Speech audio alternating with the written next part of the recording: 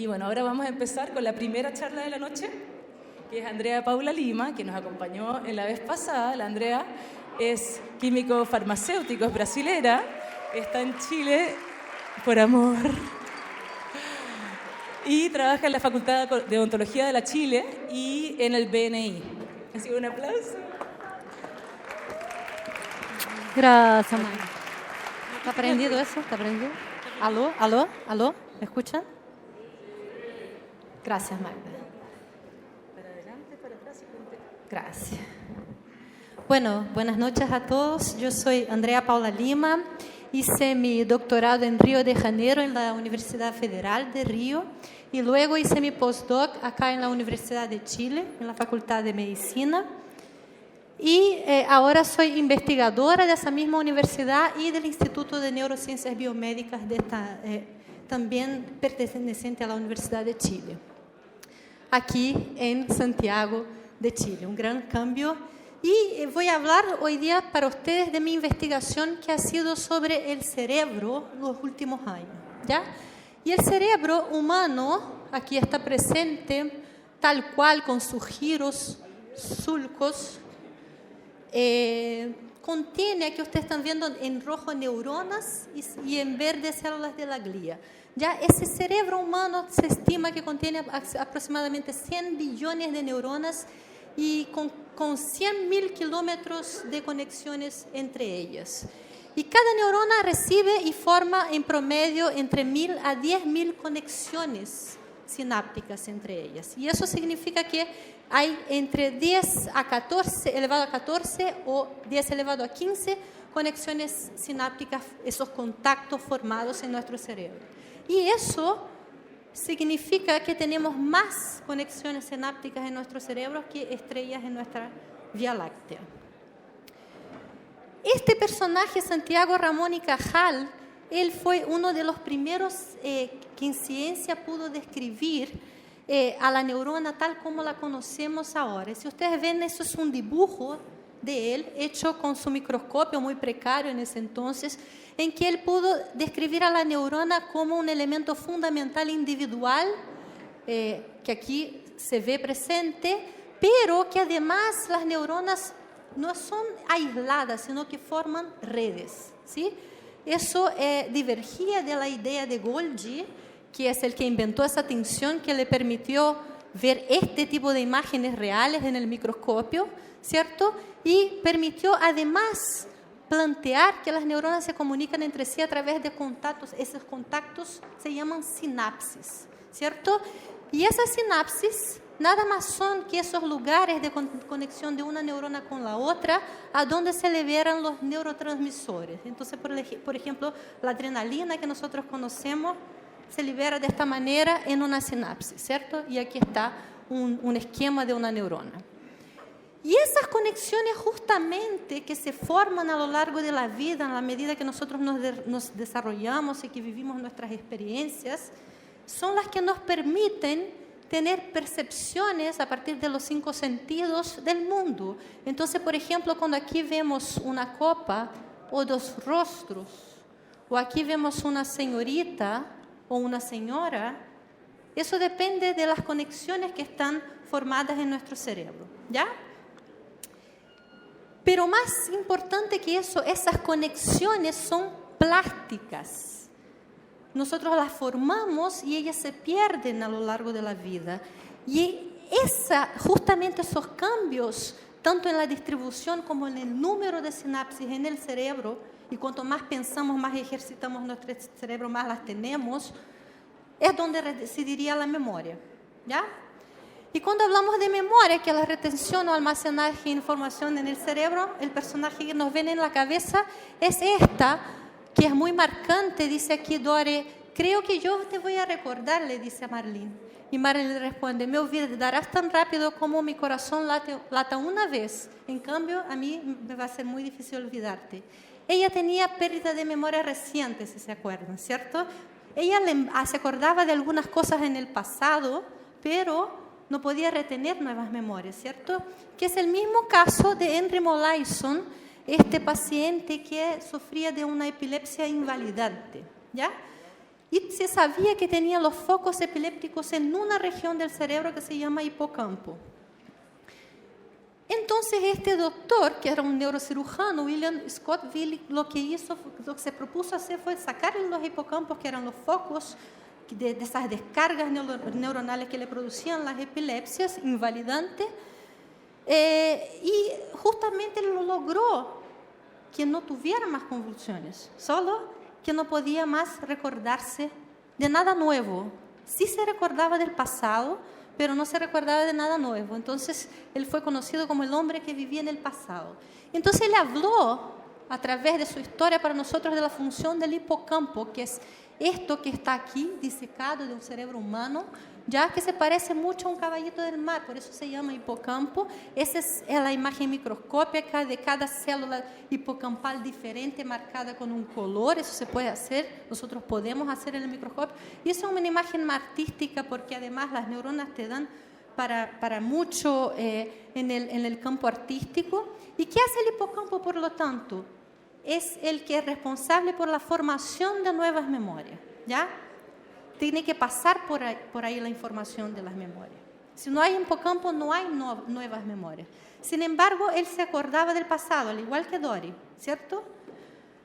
Entonces, este hombre, que es un psicólogo, Carl Lashley, lo que él hizo fue tratar de buscar cuál era esa región en el cerebro que contenía las memorias antiguas. Empezó entonces a sacar partes del cerebro, y lo que vio es que no había una única región para las memorias almacenadas, ¿sí? Y más bien que la memoria es distribuida y que se conecta entre sí de una forma muy curiosa.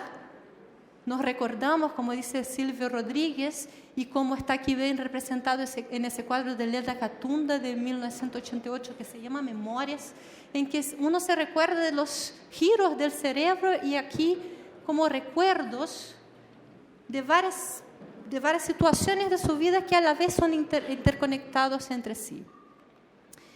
Y justamente la enfermedad de Alzheimer, lo que yo he estudiado en los últimos años, es una enfermedad de la memoria, y principalmente pérdida de la memoria. Y este caballero que está aquí es Alois Alzheimer, que describió en 1907 esa enfermedad a partir de este caso de August Deter, quien permitió que él dejara escritos. Hay un paper de eso. Y aquí, si ustedes ven, él le pregunta en una entrevista, ¿cuál es tu nombre? Ella dice August. ¿Cuál es tu apellido? Ella dice August. ¿Cuál es el nombre de tu marido? Y ella dice August. Y después, en una segunda etapa, le pregunta dónde está, y sin más rodeos, ella dice, yo estoy confundida, no sabe a dónde está. Y finalmente le dije, escriba un 8, y ella escribe August. Pero mientras está escribiendo, ella repetidamente está diciendo, yo me perdí de mí misma en un momento de lucidez. Y él al final de eso describe que esa enfermedad que tenía ella es una enfermedad de la dificultad de ubicación en el tiempo y en el espacio, ¿ya? Él la llamó demencia presenil. Y este pintor, que se llama William Wethermollen, él pudo retratar en arte la progresión de la enfermedad. Y aquí ustedes ven, en 1967, antes de la enfermedad, y esa flecha indica, después de la enfermedad, los autorretratos que se hacen, que finalmente, muy poco antes de su muerte, se muestra que ya no tiene ni capacidad para elegir y usar colores. ¿Se dan cuenta? Entonces, eso habla de algo que pasa en el cerebro, que es una neurodegeneración. Si ustedes ven un cerebro normal y un cerebro de un paciente con Alzheimer, es mucho menor, con mayores sulcos y giros. Y el hipocampo es lo que más se pierde, lo que antes se pierde, ¿ya? Entonces, además hay unas lesiones. Alzheimer describió que en el cerebro de August Deter había unas lesiones características que son estas, que se llaman ovillos neurofibrilares y placas seniles. Y esas lesiones empiezan en el hipocampo, pero después se esparcen. Entonces, cuando se esparcen, ya el paciente deja de solamente no recordar lo presente, lo que almorzó y eso y aquello, dónde está, sino que empieza a olvidarse del pasado. Porque aunque la memoria esté distribuida, hay una pérdida neuronal de muchas partes, ¿cierto? Pero hay algunas partes que se conservan como se conservan más que otras como la corteza cingulada. Yo les voy a hablar de eso después.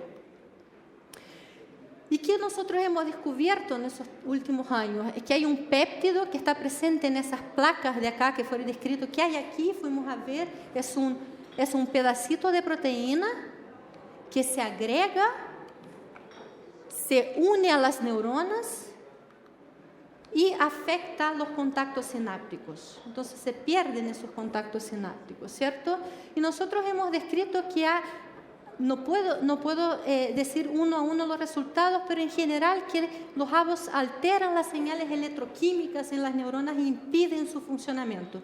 Y después que dejan de funcionar, como ya no tienen función, las células que no funcionan en el cuerpo se mueren, ¿ya? Pero lo primero es que dejan de funcionar. Y hay formas de estudiar en el paciente humano. Nosotros hemos hecho eso en el laboratorio, en que, por ejemplo, nosotros tenemos aquí un ensayo en que tienen que buscar un lugar, una plataforma para salir del agua, están virtualmente nadando en el computador, pero a través de claves visuales. Ahí me puede dar el clic, porfa. En la pared hay claves visuales que le indican el posicionamiento. Entonces nosotros tenemos 3 tipos de sujetos para esa investigación. Son los controles jóvenes, los controles adultos mayores y los que son adultos mayores con enfermedad de Alzheimer precoz, ¿ya? Y le ponemos una gorrita para medir la actividad cerebral y además un equipo que se llama eye tracking para medir los movimientos oculares. Y lo que nosotros hemos visto es que tanto en los jóvenes como en los adultos mayores, la mirada, eso en rojo es la concentración de la mirada, está siempre más en el lugar de navegación que es la piscina.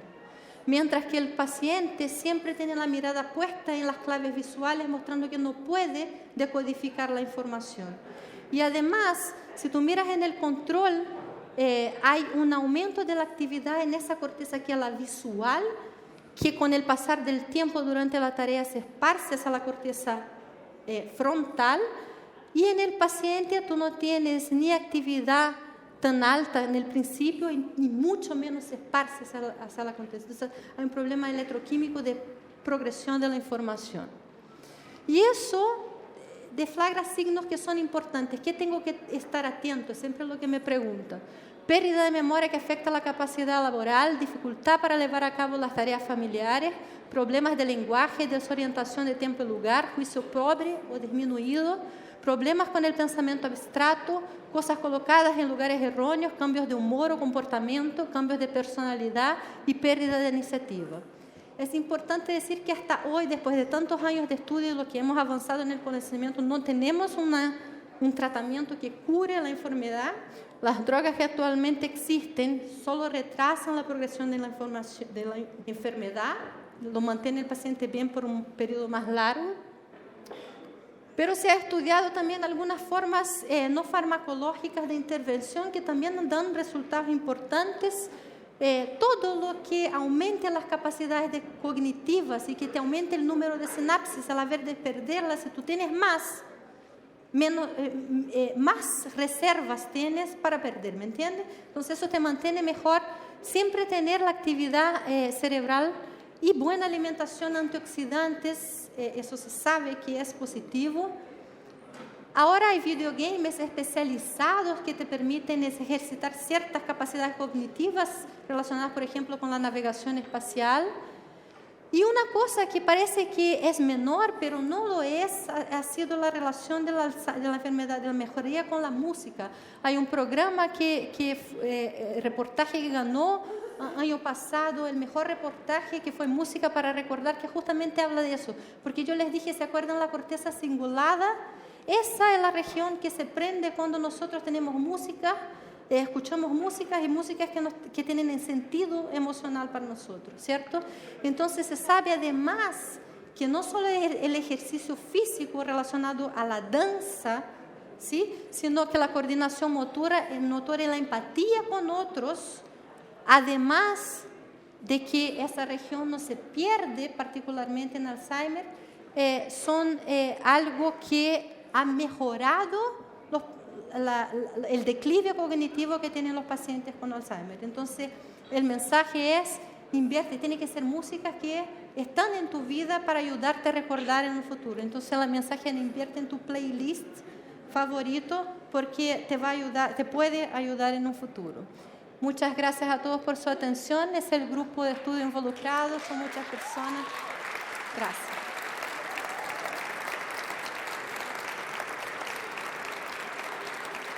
¿El sistema inmune tiene algún rol en el reconocimiento de los péptidos beta-amiloides? Sí, esa es una excelente pregunta. Es lo que está de más nuevo en Alzheimer ahora, justamente la investigación que tiene la microglia, que es el sistema inmune que está en el cerebro, cómo se relaciona con el desarrollo de la enfermedad. Nosotros sabemos, por ejemplo, que cualquier enfermedad inflamatoria periférica que active el sistema inmune está relacionada epidemiológicamente con la ocurrencia de la enfermedad de Alzheimer. ¿Sí? Profe, ¡Querido! una vez más saludarla y darle las gracias por la presentación.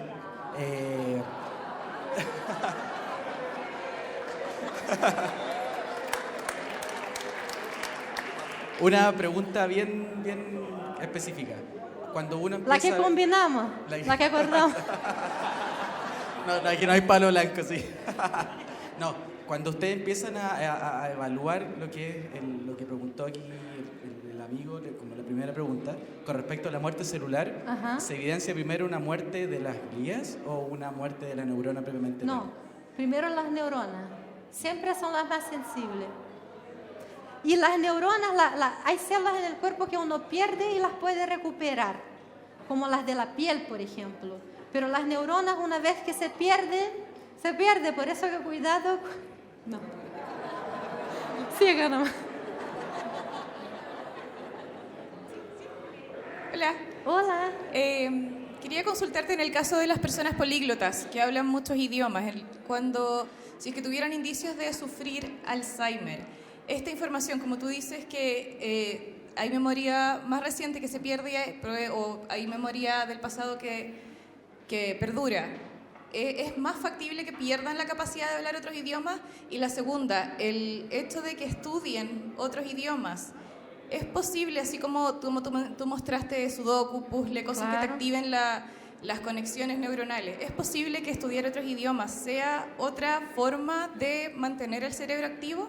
Sí, mira, una de las primeras capacidades que se pierden, yo dije lo primero es el nombre, ¿te das cuenta? Ella dijo Auguste, tienen dificultades de lenguaje, una de las primeras cosas que se pierde. Y si se pierden el lenguaje nativo, se confunden en otros lenguajes también. Pero eso por un lado. Y segunda cosa, obviamente lo que tú dices es súper cierto. Si tú tienes 5 idiomas, tiene muchas sinapsis asociadas a eso, ¿cierto? Entonces, eso te da una reserva cognitiva frente al daño mucho mayor de que una persona ignorante. ¿Me entiendes? No, los dos tienen la misma probabilidad, tal vez, de tener Alzheimer. Pero quien se mantiene mejor por más tiempo es la persona que tiene más reserva cognitiva. ¿Qué relación tiene el Alzheimer con la pérdida de capacidad de comunicación? Porque a mí me pasa, por ejemplo, con mi abuela, que ella ya no puede comunicarse, no puede hablar, no puede prácticamente hacer nada, solo mirar. No sé si tiene que ver el Alzheimer o si se relaciona con otras enfermedades. Y segundo, la capacidad de mantenerse con el cerebro activo, eso retrasa, yo entiendo que retrasa el efecto del Alzheimer. La progresión. La progresión, pero solo la retrasa. Tiene que ver también que aumente la velocidad de la enfermedad, el hecho de que la persona de alguna forma se rinda ante la enfermedad. Sí, de todas maneras. Mira, por un lado, yo repito, la capacidad del lenguaje es la ubicación espacial, temporespacial, y la capacidad del lenguaje es lo que es primero afectado. Cuando el marido de Auguste Deter llevó a su mujer al médico, consultó porque ella, que era una persona que usaba palabras, era muy educada, polite, empezó a usar garabatos en su cotidianeidad. Entonces, había un problema de lenguaje que él no reconocía a la persona con quien estaba casado, ¿me entiendes? Simplemente porque ella cambió su patrón de lenguaje. Entonces, sí, si hay un problema de lenguaje, puede ser que tenga relación con Alzheimer. Y por otro lado, ¿cuál fue la pregunta? Se me olvidó. ¿Tú también? Y la otra cosa es que se sabe que epidemiológicamente la depresión, por ejemplo, es una de las principales relacionadas con una mala progresión en la enfermedad. Entonces, y por otro lado, un buen vivir, la danza, como yo dije, una mayor actividad cognitiva te mantiene mejor por más tiempo. Y eso es claro en la progresión de la enfermedad para un cuidador, por ejemplo. Hola, buenas noches. Buenas. Hablaba recién de la capacidad de aumentar las reservas en las personas que hablan varios idiomas. Las personas que empiezan a tocar un instrumento musical, ¿sucede lo mismo? Sí, claramente. Gracias. Pero eso, mire, es que quede claro, eso no quiere decir que una persona que tenga una alta reserva cognitiva no va a sufrir de la enfermedad. Lo que yo digo es que va a haber una mejor progresión, ¿me entiendes? Por más tiempo te mantienes bien. Y eso es lo que uno puede desear, ¿no? En el propio envejecimiento, mientras más tiempo uno se mantiene bien, mejor, ¿cierto? Pero en el caso de la enfermedad puede ser porque esa última etapa es la más dolorosa. Entonces, mientras más tiempo te mantengas en las primeras, mucho mejor. Gracias. De nada. Andrea, hola. Hola. Te quiero presentar a alguien. Ella es Angie. Te quiero presentar a Angie. Hola, Angie. Olá, tudo bem? Tudo bem. Me preguntaba si cuando uno pierde la memoria esta instantánea, pero recuerda lo del pasado, me preguntaba si en el futuro uno pudiera recordar lo que pasó ahora o algo así. Sí, muy buena pregunta. No, si uno no fue capaz de formar esa memoria y retenerla, menos, ¿sí? Entonces, se va a quedar en ese pasado que todavía se recuerda, ¿me entiende? Hola. Hola, buenas noches. Aquí, ¿qué tal? Muchas gracias No te veo, perdón. Aquí estoy, Ahí ya. con el pie malo acá. Muchas gracias por la presentación. Tengo una duda con respecto a la alimentación. Tú mencionabas una correlación con respecto a la prevención, o por lo menos Sí. el aletargamiento, ¿verdad? Con el consumo de ciertos alimentos antioxidantes. ¿Existe algunos alimentos que puedan generar, o exista alguna correlación en que esta enfermedad se genere o esta enfermedad avance Sí. más rápido? Por ejemplo, en Chile hay un alto consumo de carbohidratos y Sí. azúcares. Sí. Creo que por ahí va también, hay alguna relación. ¿Es real hoy? ¿Es concreta? Me gustaría saber. Es real la información. Hay poblaciones que se alimentan, por ejemplo, con la dieta mediterránea que tienen menos incidencia de Alzheimer. Hay poblaciones que se alimentan con una dieta mucho más rica en colesterol y azúcares, que está relacionada más estrés oxidativo, que sí se relaciona a una mayor prevalencia de la enfermedad, y consumo de sustancias antioxidantes, muchas de las cuales están presentes en las verduras, legumbres y algunas carnes también, porque algunas son aminoácidos, como por ejemplo la N-acetilcisteína, es un aminoácido que está presente, por ejemplo, en el brócoli, pero también en la carne roja. Ahora, la carne roja tiene grasas, que por otro, ¿me entiende? Entonces, la dieta mediterránea, por ejemplo, es una dieta que está asociada a una menor prevalencia de la enfermedad, por ejemplo. Pero hábitos saludables, no hay una pastilla, pero sí es verdad que hábitos saludables disminuyen la prevalencia de enfermedad. Importante. Sí. Oye, estamos un Tengo que poquitito corridos en el pasar. horario. Yo no sé si ustedes tienen mucha urgencia, porque acuérdense que tenemos un break ahora y que ahí pueden acercarse y terminar de hacer sus preguntas. No sientan que... porque está ella primero. Hacemos la última pregunta y la siguiente las hacemos en el break, ¿ya? Tenemos 10 minutos para comer la pregunta. Hola, es simple mi pregunta. Yo me considero del grupo de las Doris en la vida. Quiero saber si acaso hay alguna relación, alguna incidencia de las personas que solemos olvidar dónde dejamos el celular hace 5 segundos con las personas que en el futuro generan Alzheimer o sufren Alzheimer. Esa es una buena pregunta. Pero existen casos que sí, que tú puedes detectar que en una familia hereditariamente hay incidencia de Alzheimer y una persona joven ya presenta problemas de memoria, claro, pero hay personas que son olvidadizas, como dices tú, toda la vida, y si no hay un cambio de comportamiento, eso significa que siempre van a ser así y no van a tener demencia también, ¿te das cuenta?